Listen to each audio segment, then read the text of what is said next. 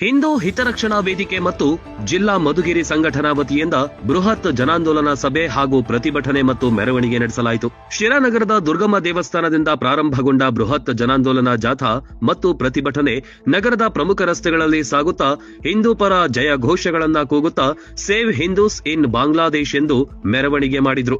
ಬಾಂಗ್ಲಾದೇಶದಲ್ಲಿ ನಡೆಯುತ್ತಿರುವ ಹಿಂದೂಗಳ ಮೇಲಿನ ದೌರ್ಜನ್ಯವನ್ನು ಖಂಡಿಸುತ್ತೇವೆ. ಅವರ ರಕ್ಷಣೆಗೆ ಹಿಂದೂ ಹಿತರಕ್ಷಣಾ ವೇದಿಕೆ ಆಗ್ರಹಿಸುತ್ತದೆ. ಶಾಂತಿಪ್ರಿಯ ಹಿಂದೂ ಸಮಾಜದ ಮೇಲೆ ನಡೆಯುತ್ತಿರುವ ದೌರ್ಜನ್ಯ ನಿಲ್ಲಲಿ. ಬಾಂಗ್ಲಾದೇಶದ ಹಿಂದೂಗಳ ಜೊತೆ ನಾವಿದ್ದೇವೆ. ಹಿಂದೂಗಳು ಒಂದಾಗಿ ಹಿಂದೂಗಳ ರಕ್ಷಣೆಗೆ ಮುಂದಾಗಿ ಎಂಬ ಸಂದೇಶ ಸಾರಿದ್ರು. ಈ ಸಂದರ್ಭದಲ್ಲಿ ಮಧುಗಿರಿ ಜಿಲ್ಲಾ ಸಂಘಟನಾತ್ಮಕ ಸಂಚಾಲಕ ಜಯಪ್ರಕಾಶ್, ತುಮಕೂರು ವಿಭಾಗದ ಹಿಂದೂ ಧರ್ಮ ಜಾಗರಣಾ ವೇದಿಕೆ ಸಂಯೋಜಕ ಜಗದೀಶ್ ಹಾಗೂ ಸಮಸ್ತ ಹಿಂದೂ ಜಾಗರಣಾ ವೇದಿಕೆ ಪದಾಧಿಕಾರಿಗಳು ಉಪಸ್ಥಿತರಿದ್ದರು. ಹಿಂದೂಗಳ ದೌರ್ಜನ್ಯ ನಡೀತಾ ಇದೆ. ಅದು ಇಡೀ ಜಗತ್ತಿನಲ್ಲಿ ಎಲ್ಲಾ ದೇಶಗಳಲ್ಲೂ ಕೂಡ ಇದರ ಪ್ರಭಾವವನ್ನು ನಾವು ಕಾಣಲಿಕ್ಕೆ ಸಿಗ್ತಾ ಇದೆ. ಕಾರಣ, ಮೊದಲು ಆರಂಭದಲ್ಲಿ ಅವರು ಶುರು ಮಾಡಿದ್ದು ಮೀಸಲಾತಿಗೋಸ್ಕರ, ಮೀಸಲಾತಿಯ ನೆಪದಲ್ಲಿ ಆನಂತರ ಅವ್ರು ಮಾಡಿದ್ದು ಹಿಂದೂಗಳ ಮೇಲೆ ದೌರ್ಜನ್ಯ, ಅಲ್ಲಿನ ಹೆಣ್ಣು ಮಕ್ಕಳ ಮೇಲೆ ಅತ್ಯಾಚಾರ, ಕೊಲೆಗಳನ್ನು ಮಾಡಿದರು.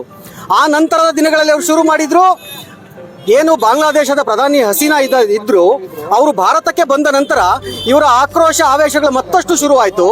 ಆ ನಂತರ ಹಿಂದೂಗಳನ್ನು ಟಾರ್ಗೆಟ್ ಮಾಡಿದ್ದಲ್ಲದೆ ಅವರ ಮನೆಗಳನ್ನ ಬೆಂಕಿಗಳನ್ನು ಹಾಕಿ ಸುಟ್ರು.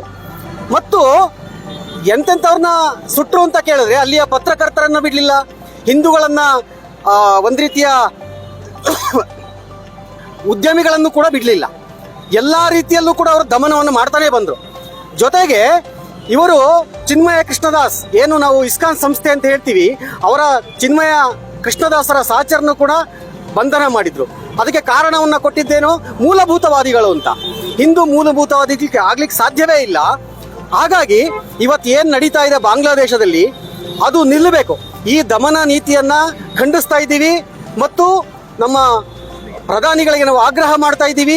ಇದನ್ನ ತಡೆಗಟ್ಟಬೇಕು, ಅಲ್ಲಿಯ ಹಿಂದೂಗಳಿಗೆ ಭದ್ರತೆ ಸಿಗಬೇಕು, ಅಲ್ಲಿಯ ಹಿಂದೂಗಳಿಗೆ ನ್ಯಾಯ ಸಿಗಬೇಕು ಅಂತ ಹೇಳಿ ನಾವು ಈ ಮೂಲಕ ಆಗ್ರಹ ಪಡಿಸ್ತಾ ಇದ್ದೀವಿ.